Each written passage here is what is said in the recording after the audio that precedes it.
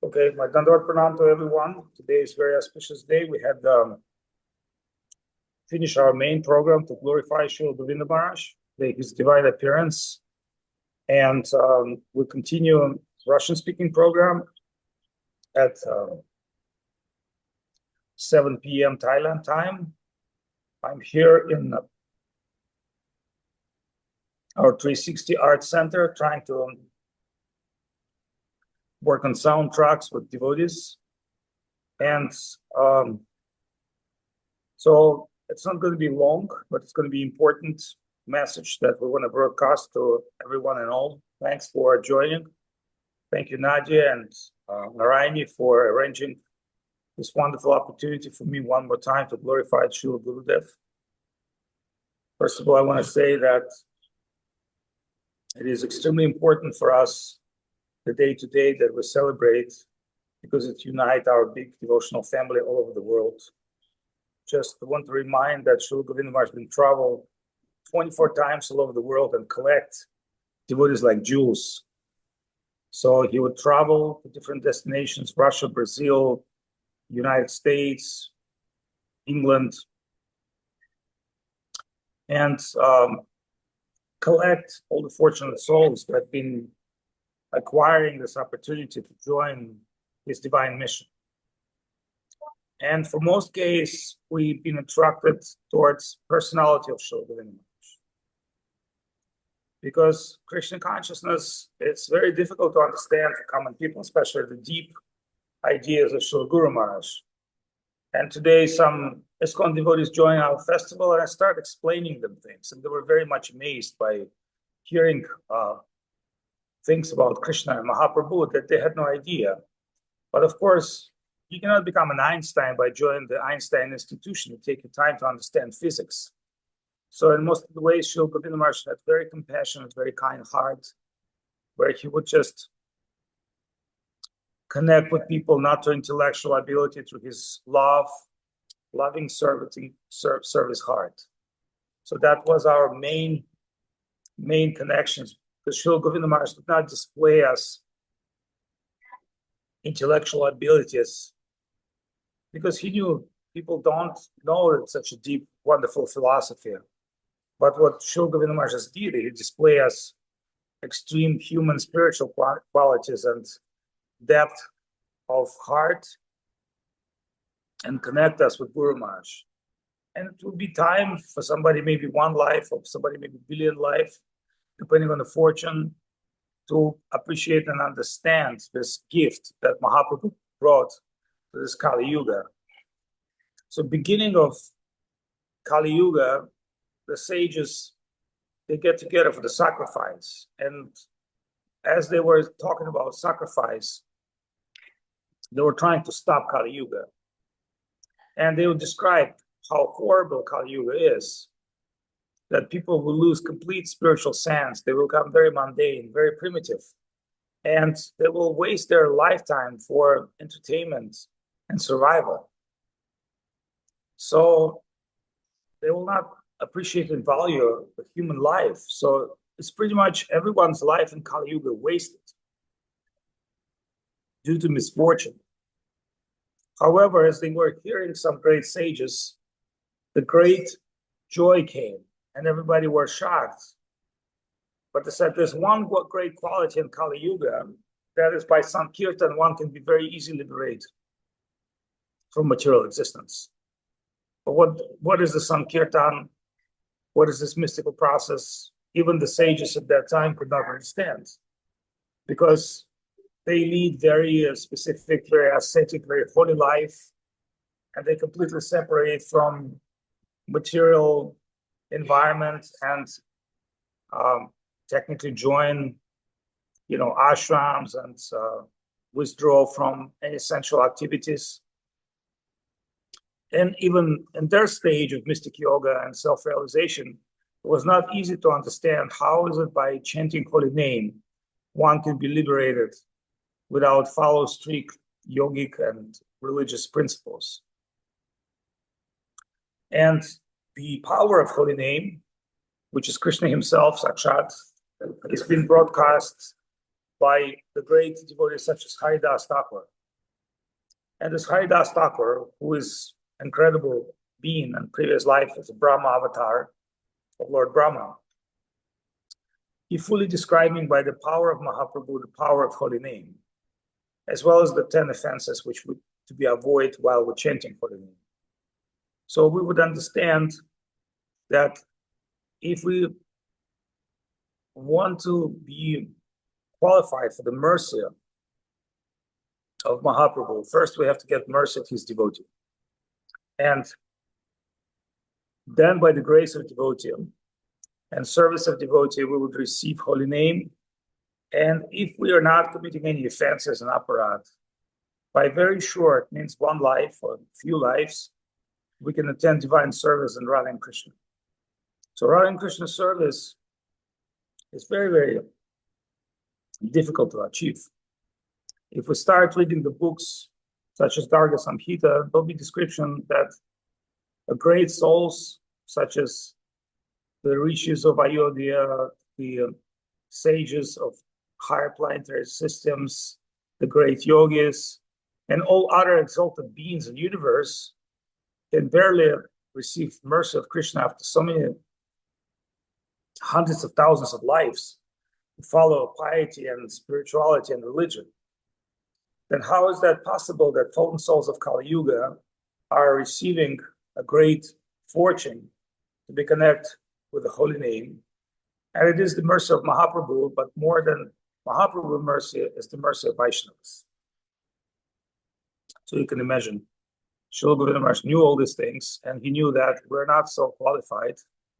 We don't have enough qualities, neither we don't have enough divine vision, but by his extreme, deep, spiritual, kindness, he mercifully extends us his opportunity, service opportunity, and traveling 24 times all over the world.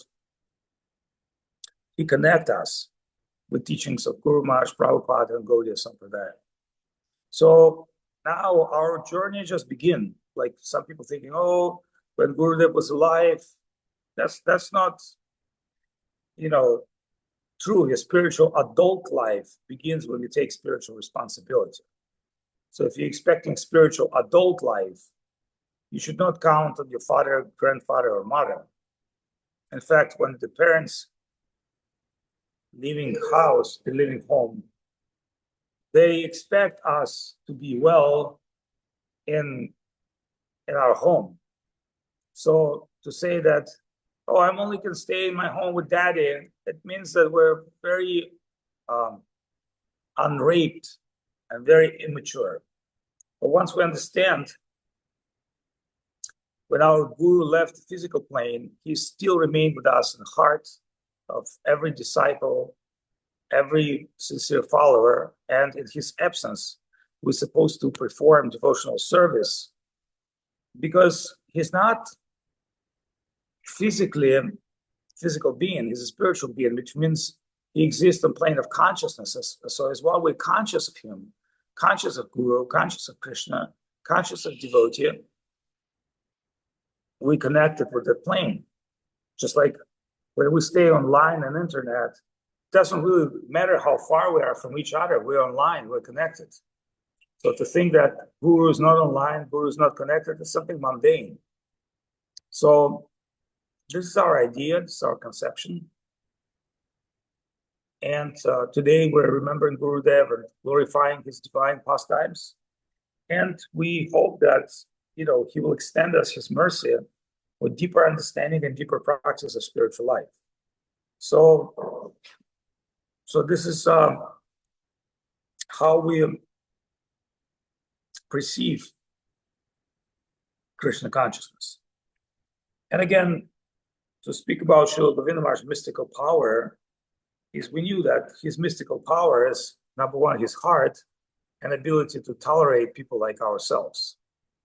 And sometimes it's not possible to tolerate someone, but the tolerance is a great quality that he had. And always display this quality of tolerance, kindness, appreciation, and teach us learn how to give respect to others. It appeared to be very simple formula, but due to our ego, it's very difficult for us to recognize others. But that's what Krishna consciousness is. It's about recognizing others, learning how to recognize others, learning how to work without self-recognition for the recognition of others. That's a complete opposite of our self-centered ego conception, which is, for most people, is belief is the right way to understand yourself. So recognizing others is the easiest thing we can do, is the most difficult thing for us, because we're always egocentric. And Gurudev teaches us to become Krishna-centric. Krishna is in the center. I'm just a servant of Krishna. I'm a fallen soul, but my Gurudev is so great. I'm not anybody insignificant, but Gurudev, it's a very interesting way. If one adopts this such a vision, he'll be very successful, no matter what he does. But it is not easy to adopt that vision and success. And it is very, very difficult to follow that path for somebody who's materially conditioned soul. So therefore, Srila Gurudeva Maharaj would try to kindly preach to us and talk to us in a very baby-like way, and tell us many stories and embrace us with his warm presence. And a lot of people, they just thought, oh, it's very nice guru, very good. But they could not understand what Srila Gurudeva Maharaj is doing is such a rare way for the people in this world, because it's almost so easy that some people take advantage or abuse such personality. That's why we're all afraid to be abused, so we're hiding. We're having distance. But Srila Gurudeva Maharaj has such a great heart that he cut all the distance. He just completely reveals himself, opens himself, and sacrifices himself. So that's what I was going to say today. So there's a big celebration come today at 7 o'clock, and we had fortune to hear Bhakti Lalita, to hear some, other great devotees. I wouldn't want to make this broadcast very long. If anybody has any questions or comments, want to say something, I'd be more than happy to, comment or answer questions.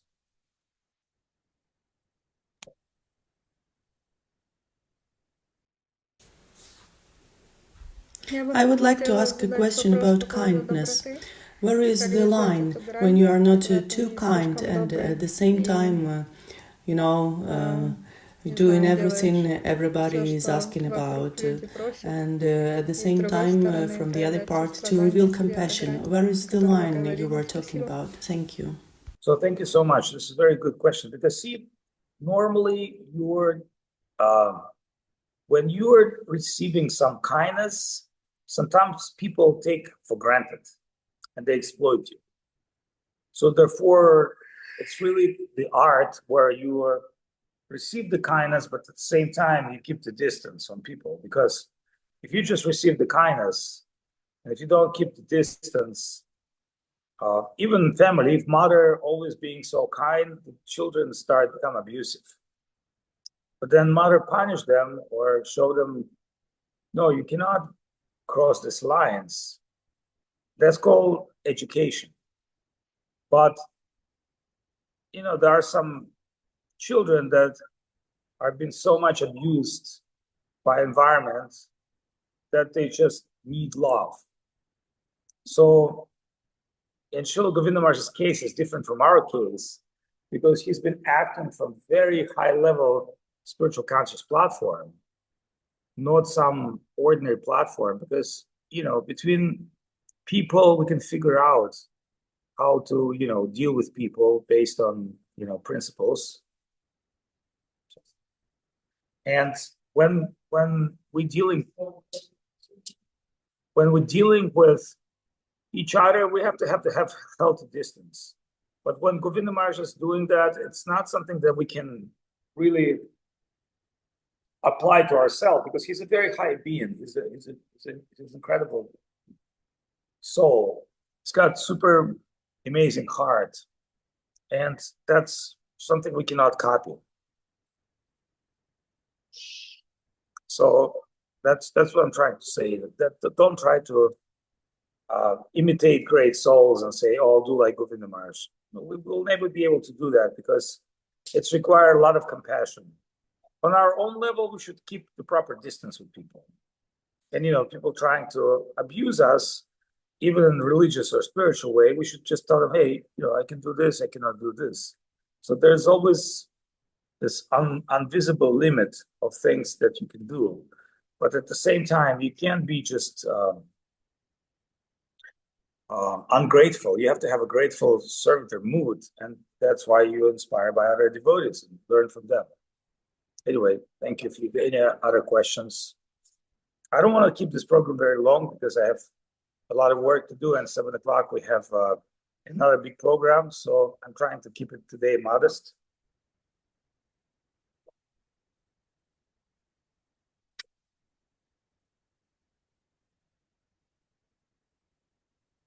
Any other questions or comments? Yes, I see that Rupanugadas Prabhu was trying to switch on his microphone, and then he disappeared. Let's wait a few minutes. Dear devotees, you can ask your question in Russian, in Ukrainian, in any language. We will translate or type it into chat box. Narayani shows me there is in chat box. Ananta Shesh Prabhu is asking, Dandavat Maharaj, it is told that we need to take care of, we don't need to take care of results of our actions. How properly to learn to think, because we all the time do actions and think of it, and it's very hard to remember that everything we do is for Krishna. Well, remember, the art is not to be result oriented. The art is to understand when the results coming, that's not only your power, it's the will of God. That means you have to accept God and his will.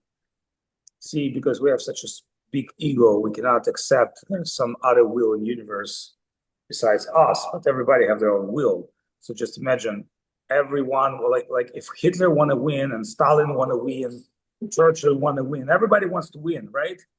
But the who will win is will of God. So if you're not accept the will of God, then how do you judge people's win desire? So, and the reason I'm asking all these extreme things, because people desire on behalf of the nation, when they have wars, but and it's not that they're not prepared for the war, but still there's something always changed by the divine will. So if we can accept divine will, and if we can accept the fact that we should count on results, but results do not belong to us. See, this karma yoga has many levels. In the beginning, you are selfish. Then you should understand, okay, it's not you, it's Krishna. But on the end of karma yoga, you're doing the loving service without expectation. That means you serve God because you love God. You do things because you love to do things. It's just like labor of love. And it's no longer action reaction, where you want to put something on action and receive reaction.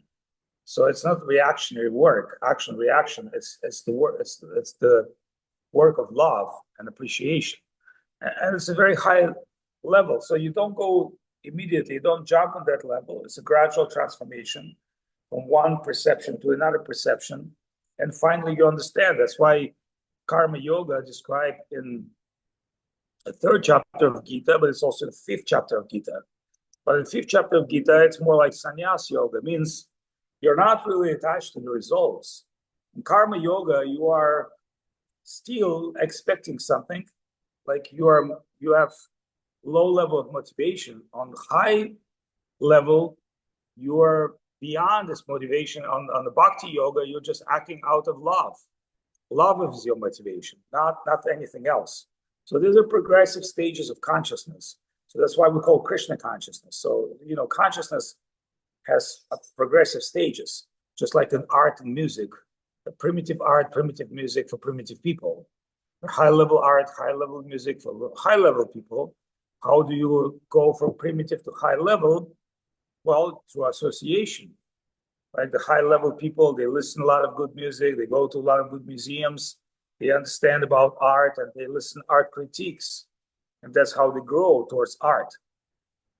So let's do one more question, because today's more or less auspicious day of celebration. And, we can always do question answers some other days. Today, we want to concentrate and remember Guru, Krishna, and Vaishnavas. But I appreciate your questions. Let's do one more. One more last question will be from Bhaktilata Didi from Moscow. She's saying that Dandavats Gurudev, my obeisances and congratulations.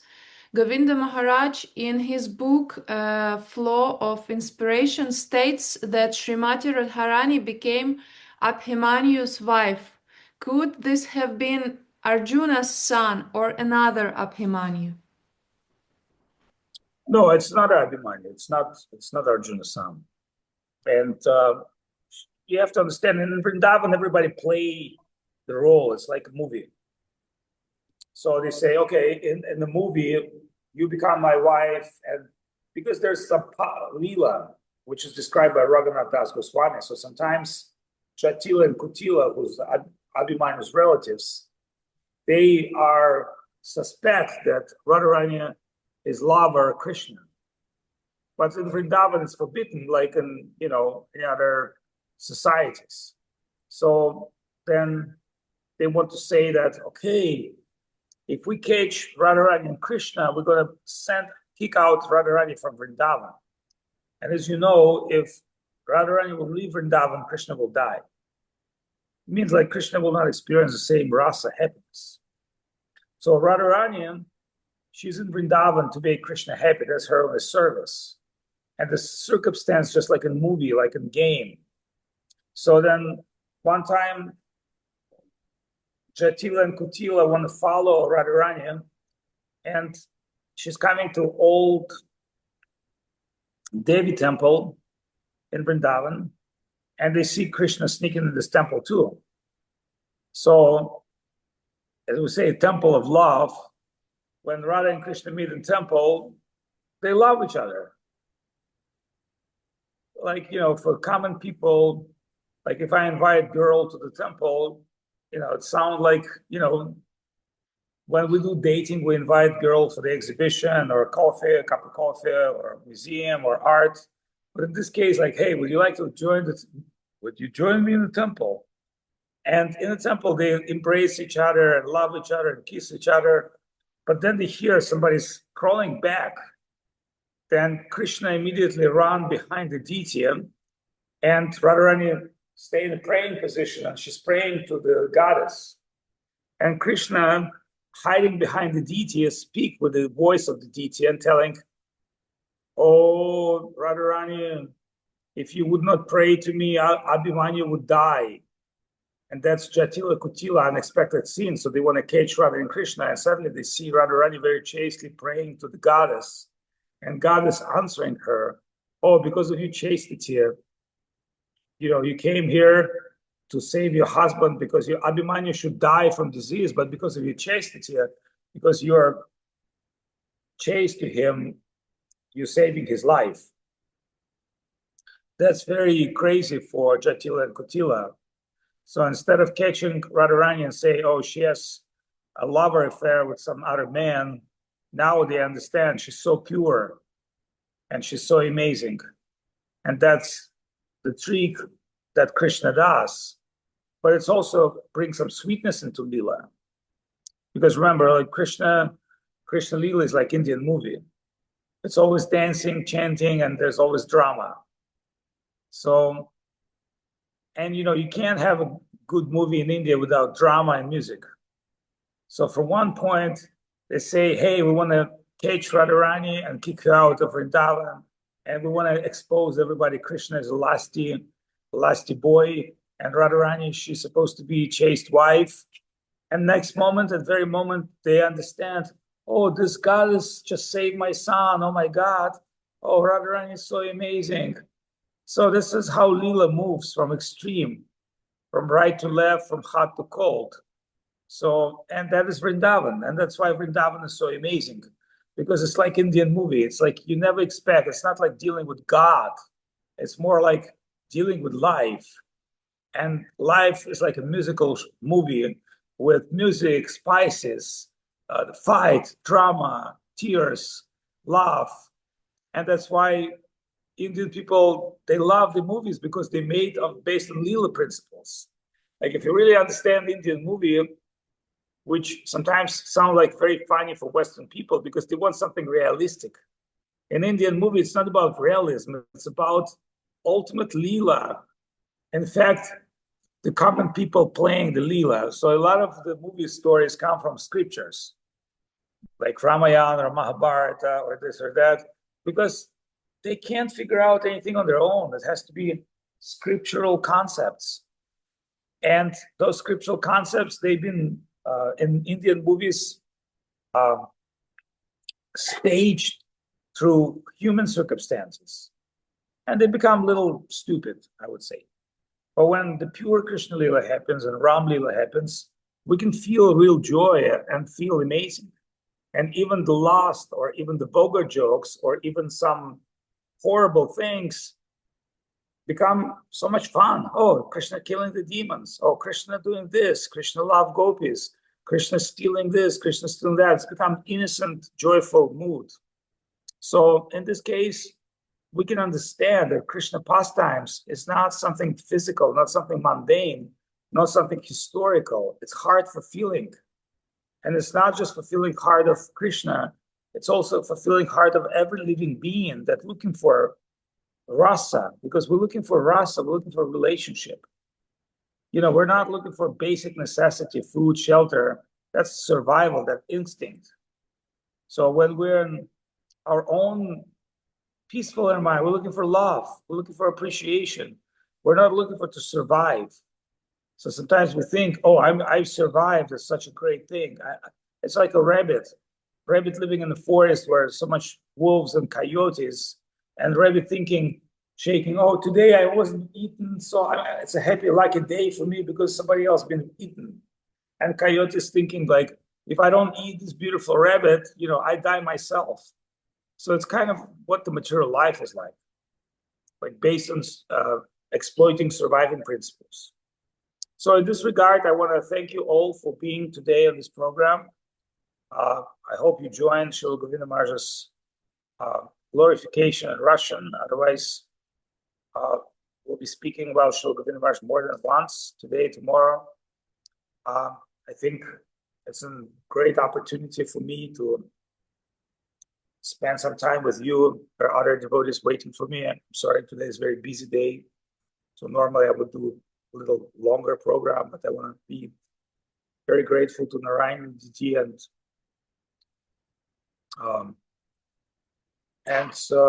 the team, not alone. Narayan is not doing alone. It's like Nadia translating, other people joining. There's a great team of devotees, and that's what I put in a message from Gurudeva. There's like you can watch in English and in Russian on our Instagram, because Srila Govinda Maharaj is speaking about our divine family and our service mood and opportunity to connect with each other. Because we all different people, we all have different perceptions, okay, but what's making us Srila Govinda Maharaj's family is to recognize that he's the supreme servitor and we're his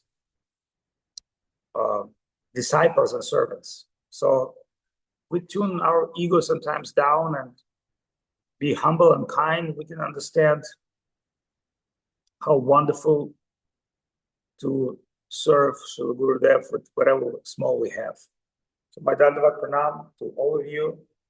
I'm very grateful to be today. Remember Srila Gurudeva and discuss spiritual things. It's always enlightenment. It's always enthusiasm to think about these wonderful things, to put our consciousness into Krishna consciousness and open heart and talk about wonderful pastimes of Krishna, so lovely and so amazing. And to understand that this deep, wonderful Krishna consciousness will take over our heart if we continue to perceive. So my Dandavat Pranam, and I'll see you next time. Hare Krishna. Jai Srila Bhakti Vimal Avadhut Maharaj ki Jai. Jai, all the devotees ki Jai. Jai Srila Gurudev and Jai Srila Guru Maharaj. Thank you all devotees for coming today, and hopefully you're having beautiful celebration day full of seva. And if you're alone, you are never alone. Please watch all Zooms and connect as much as possible. Thank you all. Dandavats.